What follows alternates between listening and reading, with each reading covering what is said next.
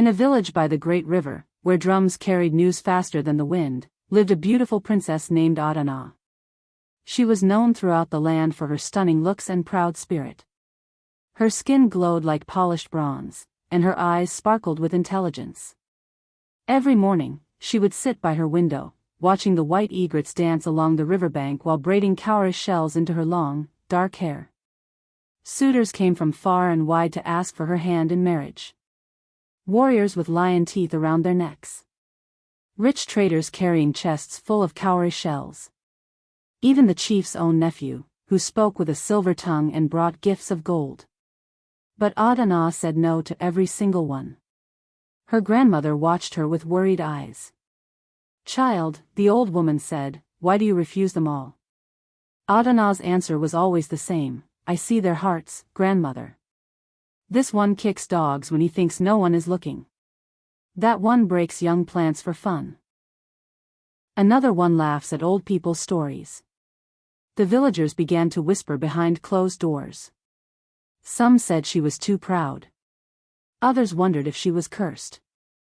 But Adana didn't care what they said, until the day her grandmother spoke words that made her blood run cold. "The river hears what men think it hides," her grandmother whispered one morning. Her old fingers trembled as she pointed toward the water with its dark, mysterious currents. "Pride comes before a great fall, my child.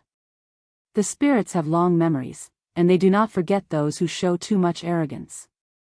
But Adana wasn't listening. She was too busy admiring herself in a polished brass bowl, turning her face this way and that to catch the light. Today, another suitor would come, a war chief from the hill country who boasted about hunting lions and conquering enemies. When he arrived at noon, the sun blazed down on the palace courtyard like a furnace. The smell of palm oil stew floated through the air, mixing with jasmine and wood smoke. The war chief strutted like a peacock, showing off his muscles and battle scars to anyone who would look. "I have killed 10 lions with my bare hands," he boasted loudly, flexing his arms. Just then, a small, thirsty dog wandered into the courtyard, looking for water and panting heavily. Without thinking, the war chief nudged it away with his foot, not hard, but without kindness or care. Adana saw everything. She laughed and clapped her hands once. "If you cannot be kind to a small dog, how will you be kind to a wife?" The war chief's face turned red with shame and anger. Suddenly, the royal drummer struck a warning rhythm, but this time, it wasn't for celebration. That evening, as the sun painted the sky orange and red like spilled palm oil, a caravan prince arrived at the bustling market square. Fish scales glittered on the ground like scattered diamonds, and smoke curled up from roasting corn and yam. Flies buzzed through the thick, warm air, dancing around hanging peppers and dried fish. The prince opened heavy chests filled with cowrie shells and gold, the treasures gleaming in the fading light. "These treasures will be yours, Princess Adana," he called out proudly, gesturing grandly at his wealth. "I have traveled across 7 kingdoms to bring you these gifts." Adana walked closer, carrying a small mirror in her hand made of polished bronze. She tilted it so that the prince's reflection became blurry and strange, distorting his features. "Your gifts speak louder than your heart," she said with a cold smile, her voice cutting through the evening air. The prince stammered and tried to explain, his confidence crumbling, but Adana had already turned away with a dismissive wave. An old woman sitting nearby tapped her walking stick on the ground 3 times. The sound echoed strangely in the evening air, seeming to bounce off invisible walls. Her eyes were milky white with cataracts, but somehow, they seemed to see everything, past, present, and future. "A proud door will answer a knock it cannot refuse," the old woman said in a voice like dry leaves. Adana felt a shiver run down her spine, but she lifted her chin high and walked away. She had no idea that someone, or something, was already watching her from the shadows. At the blue hour, when day turns to night and the sky becomes the color of deep water, Adana walked to the riverbank seeking peace and solitude. The egrets were lifting their wings to fly home, their white feathers catching the last rays of sunlight. Wet clay cooled her bare feet, and frogs vibrated the reeds with their evening songs, creating a symphony of croaks and chirps. Her father and mother followed her, worry written across their weathered faces like carved masks. Her mother's golden bangles trembled as she wrung her hands, the metal chiming softly in the humid air. "Please, daughter," her father pleaded softly, his voice heavy with concern. "The king himself has warned me. He says a fine kola nut can hide a bitter center. Perhaps you should choose a husband soon." Adana flicked her blue scarf over her shoulder with practiced grace, the fabric dancing in the evening breeze. "Then I will not eat any nuts at all, father." But as she spoke these proud words with defiance in her voice, something strange happened. The river's smooth surface suddenly puckered and rippled, as if something large was listening from beneath the dark water, disturbed by her arrogance. Her parents saw it too. They stepped back in fear, clutching each other. "Adana," her mother whispered urgently, "perhaps you should be more careful with your words." But Adana was already walking back toward the palace, her head held high in stubborn pride. She didn't see the bubbles rising from the deep water, or the eyes that watched her from below. Far away, on the spirit road between villages where ordinary humans never walked, something was stirring in the pale moonlight. The dust was sweet with guinea grass and night-blooming jasmine, and the moon hung like a white calabash lid in the dark sky, casting silver shadows across the mystical pathway. A spirit traveler walked this hidden path, a being made of shadow and starlight, older than memory itself. He had heard about the proud princess who refused all suitors, and a wicked plan began to form in his ancient, twisted mind. "I need a body that no woman can resist," he said to himself, his voice sounding like wind whistling through hollow bones. "A form so perfect that even the proudest heart will melt." First, he found a wrestling spirit dancing under the massive silk cotton trees, practicing moves with supernatural grace. "Brother," the traveler called out in greeting, "lend me your strong legs for a dangerous journey." The wrestler laughed heartily, flexing his powerful muscles. "A quest needs good legs to stride with purpose and strength." He removed his powerful legs like taking off leather boots. The ground shuddered and cracked as the spirit traveler attached the wrestler's legs to his shadow body. Now he could walk like the strongest man alive, with steps that could shake the earth. But he was not finished yet with his terrible transformation. From the shade of the great tree, a pair of muscular arms beckoned to him, waiting patiently to be chosen. The spirit traveler smiled with his invisible mouth. Soon, he would have everything he needed. At the crossroads shrine, where three paths met in the darkness and ancient powers gathered, the air smelled sour with old palm wine and forgotten offerings. A clay lamp sputtered and danced wildly, casting strange, moving shadows on the cracked ground that seemed to have lives of their own. The spirit traveler approached a blacksmith spirit who was hammering red-hot iron in the ghostly moonlight, working with supernatural skill. Sparks flew like tiny falling stars with each powerful strike of his enchanted hammer, illuminating his muscled arms. "I need arms that can hold a princess tight," the traveler said, offering precious kola nuts as payment, their bitter scent filling the air. The blacksmith spirit grinned widely, showing teeth like iron nails sharpened to deadly points. "These arms have shaped 1,000 blades and held lightning itself." He removed his arms and handed them over ceremoniously. Oil slicked the new arms as they attached to the traveler's growing, unnatural body. The muscles rippled with supernatural strength that could crush stone or gentle enough to pluck flower petals. Just then, Trickster Tortoise slid out from behind a moss-covered rock. His ancient shell gleamed in the lamplight, and his small, clever eyes sparkled with mischief and hidden knowledge. "Here," Tortoise whispered slyly, sliding a tiny gourd toward the spirit. "Silence oil. Smear it on your tongue when truth becomes inconvenient."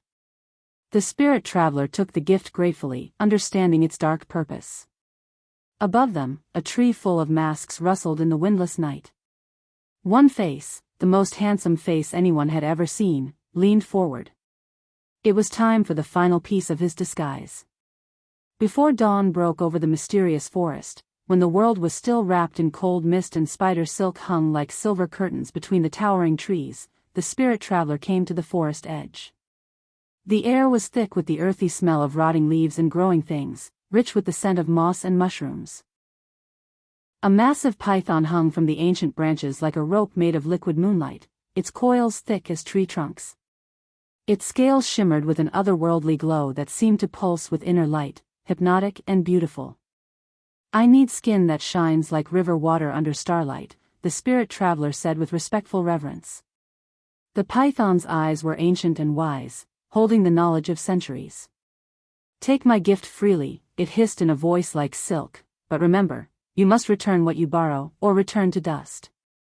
This is the sacred law of all spirits." The snake's beautiful skin wrapped around the spirit like silk clothing made of light itself. Now he looked like the most handsome man who had ever lived, perfection in human form. His skin glowed softly with inner radiance, and his eyes sparkled like stars reflected in deep water. The python coiled itself around a tree branch and tapped out a rhythm with its tail. A rhythm that sounded like a human heartbeat, steady and ominous.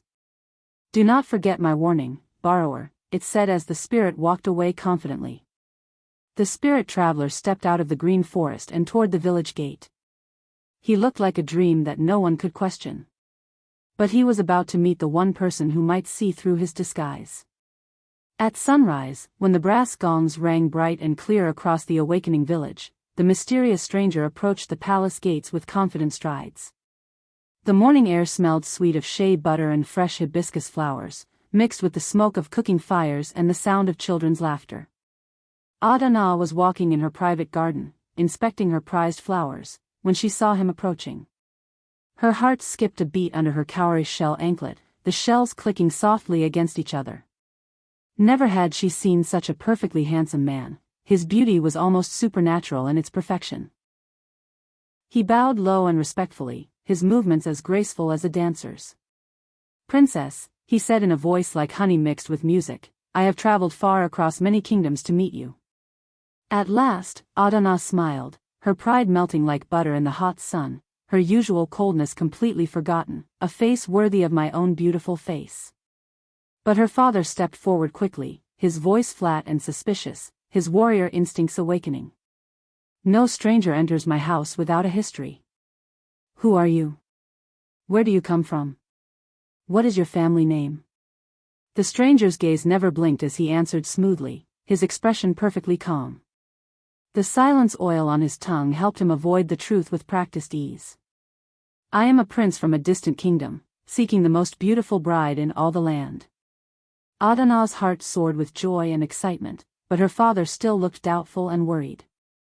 Then, as if by magic, the wedding drums began to beat. Someone, or something, had made the decision for them all. In the women's inner court, where indigo cloths hung drying like blue waterfalls and the walls were painted with cool white chalk in intricate patterns, preparations began for the hasty wedding. The air was sweet with attar of roses and the excited chatter of servant women. The mysterious stranger brought his bride price with great ceremony, a beautiful blue scarf with fringe that looked like river waves dancing in moonlight, and a beaded gourd that he claimed would keep tears honest and measure true sorrow. As he tied the cowrie anklet around Adana's slender ankle with gentle movements, she noticed his palm was very, very cold against her warm skin. Like touching ice in the middle of the dry season, it sent shivers up her spine. "Your hands," she said with a small laugh, trying to hide her unease, "they're so cold. Are you unwell?" "It's the excitement of meeting my beautiful bride," he replied smoothly, his voice warm despite his cold touch. But just as he spoke these charming words, the oil lantern in the corner guttered and went out completely, even though there was no wind or draft in the still room. Adana felt a small shiver of worry creep into her heart, but she pushed it away stubbornly. She was finally getting married to the most handsome man she had ever seen, after refusing so many others. "Let us leave before dawn," the stranger suggested quietly. "We can start our new life together without all the noise and celebration." Adana agreed eagerly, swept up in romance. They would slip away quietly, without the traditional blessings or ceremonies. As they made their secret plans, neither of them noticed the shadows moving on their own in the corners of the room. At noon the next day, they walked along the dusty road under the blazing sun that beat down mercilessly. The heat made everything wobble like water in the distance, and small lizards bowed their heads to the scorching ground. Sweat tasted of salt on Adana's lips, and her blue scarf stuck to her neck. She was happy, walking beside her new husband toward his distant kingdom, dreaming of the palace where she would be queen. The blue scarf fluttered behind her like a river in the wind, and her cowrie anklet chimed softly with each step. Suddenly, without warning, a masked spirit stepped out from behind a baobab tree. The mask was carved with intricate patterns that seemed to move in the shifting light, and it gleamed like polished bone in the harsh sunlight. "My legs, please," the spirit said politely to Adana's husband, extending a ghostly hand. To her absolute horror, Adana watched her husband's strong stride simply vanish into thin air. His legs crumbled away like sand in the wind, dissolving before her eyes. Yet somehow, impossibly, he didn't fall. The wind seemed to carry him forward like an invisible force. "Husband?" Adana gasped, stepping back in shock, her hands flying to her mouth. He turned to her with a dry smile, his voice now hollow as an empty gourd echoing with strange sounds. "Do not worry, wife. I will carry you in ways you cannot see." Adana's heart began to pound with fear like a drum in her chest. What had she married? And why were spirits asking for parts of his body? That afternoon, they rested in a grove where ancient kola trees dropped their bittersweet pods like red hearts on the parched ground. The air was thick with their strange perfume, mixed with the buzzing of insects and the distant sound of water. Another spirit approached from the shadows, this one carrying iron rings that clinked together like warning bells in the still air. It was the same blacksmith spirit from the crossroads, his eyes glowing like hot coals in a forge. "Arms," the spirit said simply, clapping the iron rings together 3 times in a ritual pattern that echoed strangely. Before Adana could even scream or run away, her husband's strong arms crumbled to dust and blew away in the afternoon breeze like ash from a fire. In their place, a rope made of tough grass tightened around her waist, binding her to him with supernatural strength that she couldn't break no matter how hard she struggled. "Husband," she whispered, her voice shaking with terror, her eyes wide with disbelief. The thing that had been her handsome prince smiled at her with no arms and no legs, but somehow still standing upright. "Yes, wife," he replied cheerfully, as if nothing strange had happened. His voice was becoming stranger with each word, like dry leaves scraping across stone, hollow and inhuman. Adana tried desperately to run, pulling against her bonds, but the grass rope held her tight like iron chains. She was trapped with something that was clearly not human, far from home and help. The beaded gourd at her hip began to glow softly, as if it was recording something important. What other horrible surprises were waiting for her on this nightmare journey? When midnight came with its cloak of darkness, they found themselves in a strange place that Adana had never seen before, a supernatural market where masks hung from ancient trees like ghostly fruit, blinking like stars in the deep darkness. Drums echoed from far away like distant thunder, and lantern smoke drifted through the air, carrying the scent of otherworldly incense. The beautiful face that had made her fall in love suddenly tilted sideways and walked away from her husband's body like a living thing. It went to its tree with careful steps and hung itself among the other masks, swaying gently in the windless night. "I lent you beauty for a purpose, not mercy for a fool," the face sighed as it settled into place among its companions, its eyes now empty sockets. Beneath the borrowed face, Adana saw the truth at last with crystal clarity, a skull, gleaming white as polished bone under the moon. Empty eye sockets stared at her like dark holes into nothingness, and when it spoke, the voice sounded like dry leaves blowing in an empty house. "Hello, dear wife," the skull said cheerfully, as if greeting an old friend. Adana opened her mouth to scream in pure terror, but only a small whimper came out, her voice frozen with fear. She bit her tongue to keep from fainting onto the cold ground. This was no prince, no man at all. She had married a spirit, a skull creature that had borrowed pieces of itself from other spirits. And now she was completely at its mercy, tied to it by magical grass, far from home. The skull dragged her by her precious blue scarf toward a massive termite mound that rose from the earth like a small mountain, towering above the surrounding trees. The ground around it was cold as clay pots fresh from the river, and thousands of ants whispered secrets to each other in the darkness, their voices like rustling paper. "Time to go home to my kingdom, wife," the skull said happily, his voice echoing strangely in the night air. To Adana's absolute horror, the mound suddenly yawned open like a giant mouth full of darkness. Stone steps spiraled down into a breathless, endless dark that seemed to swallow all light and hope. The air that rose from below smelled like old graves and forgotten things, decay, and dampness that made her stomach turn. "Please," Adana begged desperately, tears streaming down her face, "let me go home to my father and mother. I'll give you anything you want, gold, jewels, cattle." But the skull only laughed, a sound like bones rattling in a dried gourd, hollow and terrifying. "You refused all the living men with your pride, foolish prink."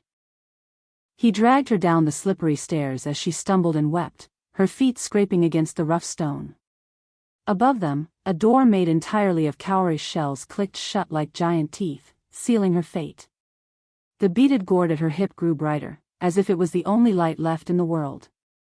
Adana was trapped in the underworld now, far below the earth where the sun never shone. Would anyone ever find her in this terrible place? In the Skull King's court deep underground, the air was thin and cold like mountain peaks, making it hard to breathe properly. Strange gourds hung from the ceiling like grotesque decorations, swaying and glowing with an eerie light that hurt her eyes. A damp chill gripped Adana's bones and wouldn't let go, making her shiver constantly. The skull sat on a throne made of other bones, ribs and femurs and finger bones all woven together, and pointed at her with a finger of white calcium. "You will weave mats from spider webs, wife. That is your work now and forever." Adana looked at the beaded gourd at her hip, the one that was supposed to keep tears honest and measure her sorrow. To her surprise, it showed that she had cried 0 tears, glowing faintly in the darkness. Even in this terrible place, her pride was keeping her strong and defiant. With trembling fingers that fumbled in the dim light, she began to gather the sticky spider webs that covered everything like dusty curtains. Invisible things giggled in the shadows like wicked children as she worked, making fun of her efforts and misery. When she finally finished weaving her first mat after hours of careful work, she held it up proudly, but it immediately turned to ash in her hands, crumbling like burnt paper. "Again," commanded the Skull King from his bone throne, his voice echoing through the chamber. Adana's heart sank like a stone into deep water. Would she be trapped here forever, weaving mats that turned to dust? Somewhere far above in the world of light, did anyone even know she was missing? In a stone corridor that smelled of mildew and distant water dripping somewhere in the darkness, Adana tried desperately to bargain for her freedom with the only weapon she had left. Somewhere in the echoing darkness, a bell tolled with haunting regularity even though no one was pulling it, marking time in this timeless place. "I am a princess of royal blood," she said, lifting her chin with the pride that had gotten her into this terrible trouble. "My father will pay any ransom you ask, gold, cattle, ivory, anything your heart desires." The Skull King chuckled with cruel amusement, a sound like pebbles falling into a deep, dark well that echoed forever. "Down here in my kingdom, foolish girl, pride wears no crown and royalty means nothing." To prove his point with dramatic flair, he dangled her precious cowrie anklet over a bed of glowing coals that radiated supernatural heat. "Watch your precious jewelry burn like all earthly treasures." But something strange and unexpected happened. The anklet did not melt, even in the supernatural fire that could consume spirits themselves. It glowed and sparked with inner light, but remained whole and unbroken, defying his power completely. The Skull King's empty eye sockets widened in surprise, and he took a step backward. "Interesting," he hissed with newfound respect. "It seems someone else's promise binds this trinket with powerful magic. Someone who cares about you has blessed it with protection beyond my reach." Adana felt a small flutter of hope bloom in her chest like a flower. Somewhere in the world above, someone was looking for her. Someone who knew about magic and love and promises that couldn't be broken. But who? Back in the palace, weeks had passed since Adana disappeared without a trace into the spirit world. Harmattan dust covered everything like a gray blanket, and the calabashes in the courtyard had cracked from the prolonged drought. The drum sat silent and sad, covered with spider webs, and the palace felt empty without her laughter. A hunter named Ekin heard troubling whispers in the bustling market, a human wife trapped in the Skull King's house. His heart burned with righteous anger at this terrible injustice against one of his people. Ikeen was known throughout the kingdom for his brave heart and clever mind, respected by all. He had tracked leopards through the thickest bush and found lost children in the deepest, darkest forest when others had given up hope. He went straight to the king and the gathered elders with determination in his stride. "Tell me the path that no map holds," he demanded with respect but firmness. "I will bring the princess home to her family." The old king placed a heavy hand on Ikeen's broad shoulder, his fingers trembling with age and worry. His eyes were wet with unshed tears of grief. "Bring her home, young hunter. And bring our humility with her. We have learned that pride brings great sorrow to all." Ikeen nodded seriously, understanding the deeper meaning. He slid special tracking powder into his leather pouch and bowed low to the elders with genuine respect.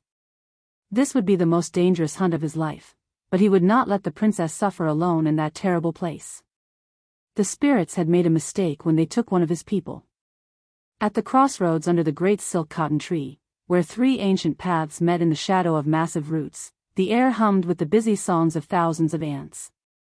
Ikeen bit into a bitter kola nut, feeling its sharp taste fill his mouth, and felt the heat press against him like a giant invisible hand. An old mother spirit appeared from the dancing shadows like morning mist taking form. She pressed a small iron bell into his weathered palm, the metal warm as if it held captured sunlight from many days. "This bell rings clearly when lies breathe near truth," she explained, her voice like wine through dry grass. "Trust its voice more than your eyes or ears, for spirits are masters of deception." Ikeen poured precious palm oil onto the thirsty ground as a respectful offering. Trickster Tortoise emerged from his clever hiding place behind a root, his ancient shell gleaming in the dappled light that filtered through the leaves. "Ah, the brave hunter seeks the lost bride," Tortoise grinned, showing his worn teeth that had seen many centuries. "Truth is shorter if your feet are slow, but dangerous if your heart is weak."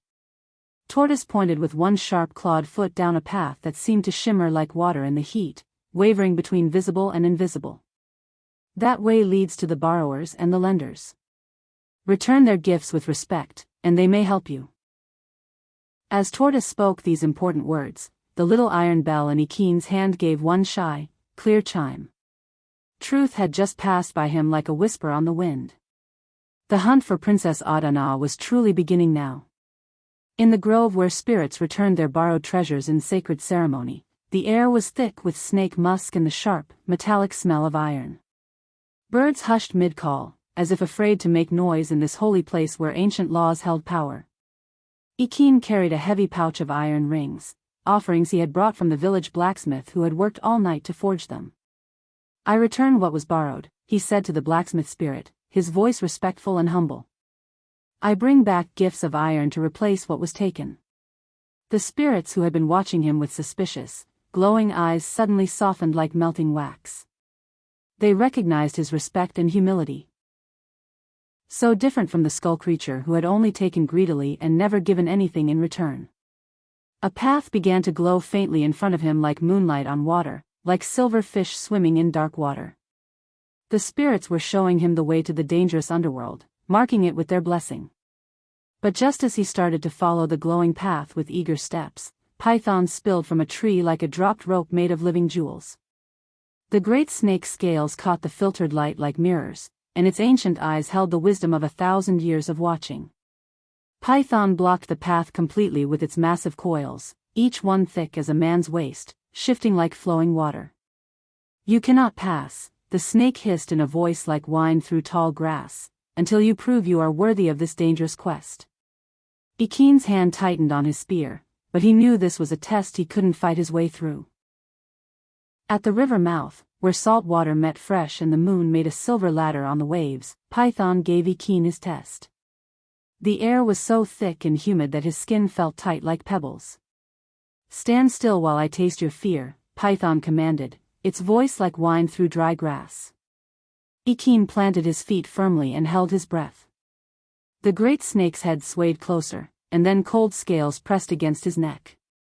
Python's forked tongue flicked out, reading his pulse like a book.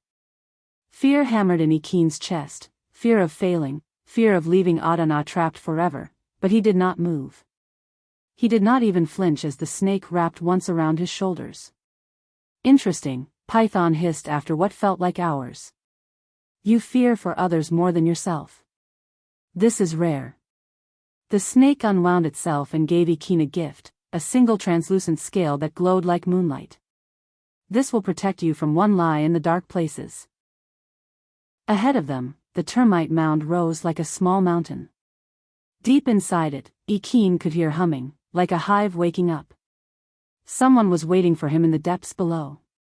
At the threshold of the termite mound, where earth sweat made the air thick and cool drafts carried strange smells, Ikeen prepared for his descent.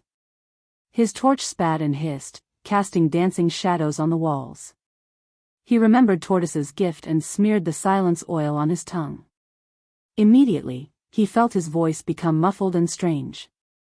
The little iron bell stayed perfectly quiet in his pocket. The cowrie shell door opened for him like a mouth full of teeth. As he stepped down the spiral stairs, the shells clattered and laughed above his head.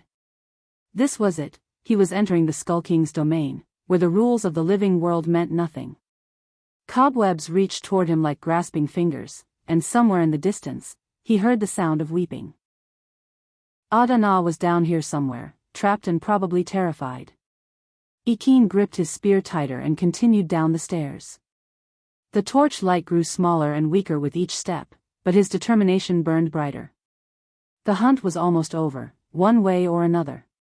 In the Hall of Webs, dust motes danced like tiny stars in the sickly light, and silk thread stretched tight as harp strings between the crumbling walls. The air smelled sweet-rotten, like fruit left too long in the sun, making Ikeen's stomach turn with disgust. Ikeen pulled out his sharp hunting knife and began cutting through the webs with determination, but something strange and frustrating happened. With every cut he made, the webs grew thicker and stronger, multiplying like living things that fed on his efforts. A chorus of invisible voices began giggling all around him like wicked children playing cruel games. Cut, cut, cut, they teased in sing-song voices. The more you fight, the more we bind you. Then he remembered something important his wise grandmother used to say: laughter can unmake any web of sorrow, child. Instead of fighting the webs with violence, Ikeen began to whistle the market's funniest praise song, the one about the foolish rooster who thought he was a mighty lion. Soon, despite his fear and the terrible danger, a real laugh bubbled up from his chest like a spring of clean water. The webs immediately began to slacken and fall away like melting ice, dissolving at the sound of honest joy. But his laughter had attracted unwanted attention from the darkness. A shadow swept into the hall like spilled black ink, tall, dark, and filled with the bone-deep cold of deep graves and forgotten tombs. The Skull King had come to meet his uninvited guest with death in his empty eyes. In the bone throne room, cold light flickered from nowhere like ghostly fireflies, and the hanging gourds throbbed like giant hearts beating in slow rhythm. Adana sat on the cold floor nearby, her precious blue scarf trailing like river weeds in the stagnant air. When she saw Ikeen enter the chamber, hope flashed in her tired eyes like lightning in a storm. The little iron bell in Ikeen's palm rang loudly and clear at the Skull King's every word, chiming like a warning. This creature was made of lies held together by borrowed magic and the fear of others. Release her now, Ikeen said, his voice steady and low despite the terror in his heart. The Skull King laughed with the sound of wind through empty houses. Win her, if you can answer the ancient riddle that feeds my dark power. He lifted a sealed calabash woven with human hair that gleamed like spun gold. The sight made Ikeen's stomach turn with revulsion. This gourd holds her life breath, foolish hunter. Break this container, and she breaks too like a dropped pot. But answer my riddle correctly, and you may both leave my kingdom unharmed. The Skull King's empty eye sockets glowed with cruel delight and ancient malice. Here is your puzzle, brave hunter. What grows stronger when you try to destroy it, yet dies when you ignore it completely? Ikeen stared at the horrible calabash, his mind racing through possibilities, thinking hard about the riddle's hidden meaning. One wrong answer, and Adana would die horribly. One right answer, and they might both escape this nightmare. But was the Skull King even telling the truth? At the edge of an abyss where wind clawed upward like desperate fingers and heat rose like forge fire from the depths below, Ikeen battled the Skull King riddle for riddle. The floor was narrow as a tree branch, and one wrong step meant falling into endless darkness where no light had ever shone. What grows stronger when you try to destroy it? The Skull King repeated impatiently, his bone fingers drumming on his throne like rain on a roof. Fear, Ikeen answered with growing confidence.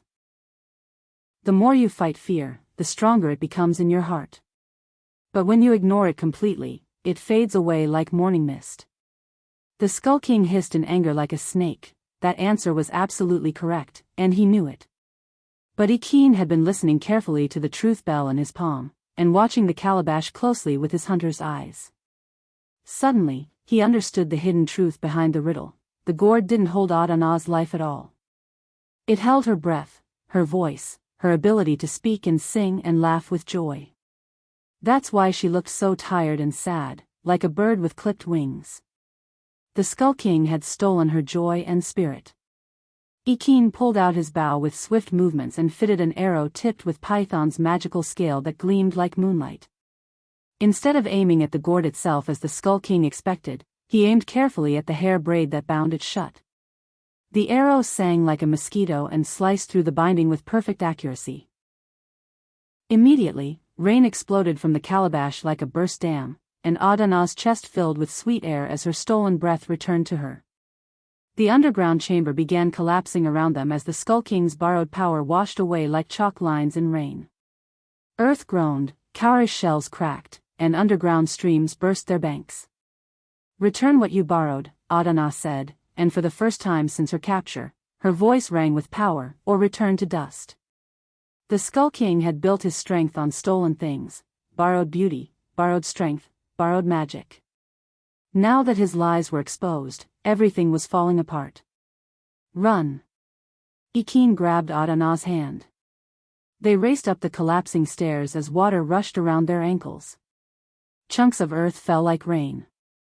The cowrie shell door was closing above them like a giant mouth. With a final burst of speed, they dove through the opening just as the entire mound collapsed behind them. They rolled onto wet grass under a sky full of stars. They were alive. They were free. They were together. In the village courtyard at first light, when the roosters crowed and the world felt new again, smoke rose from cooking fires and wet leaves shone like jewels in the morning sun. The air smelled clean and fresh, like hope itself mixed with wood smoke and blooming flowers. Adana knelt on the red earth with genuine humility and pressed her blue scarf to the ground in respect. She married Ikeen with a simple cord instead of a grand ceremony, choosing love over spectacle. The children of the village played a new game with excitement. They carried the little iron bell that Ikeen had brought back from the spirit world, and it would ring clearly whenever someone told a lie. But the children were so honest now that the bell hardly ever made a sound, staying silent in their innocent hands. And if you tell this story by lantern light in your own village tonight, whisper your village name to the dust and teach your proud ones to listen carefully to the spirits around them. Because somewhere in the world, a knuckle is always ready to knock on a proud door. And when it does, you'd better be ready to answer.